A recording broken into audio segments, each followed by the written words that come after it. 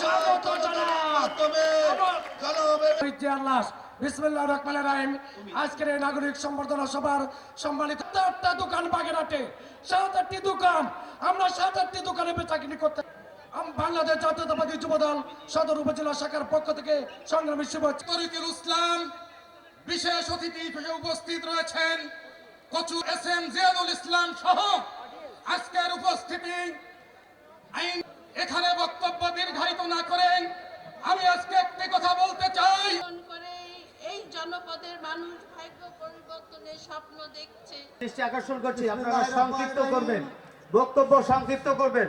সংগ্রামী সাবেক বিএনপি সভাপতি, সাবেক সংসদ সদস্য প্রধান অতিথিকে ফুলের শুভেচ্ছা জানাচ্ছে। উপস্থিত আছেন থেকে লাল গোলাপ শুভেচ্ছা রক্তি অভিনন্দন। সংগ্রামী সাথী বন্ধু, সাবেক এমপি, জননেতা সকল চেয়ারম্যান, সাবেক জেলা যুবদলের সভাপতি, নাই সমস্ত জায়গায় কোন সেলিম ভাইকে বাগেরহাটের কান্ডার হিসেবে দেখতে চাই। এই আশাবাদ ব্যক্ত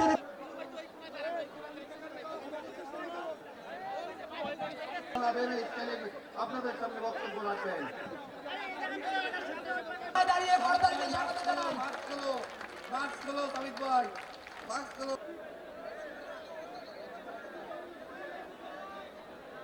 সার্থক করবার জন্য সবাই সহযোগিতা কামনা করছি।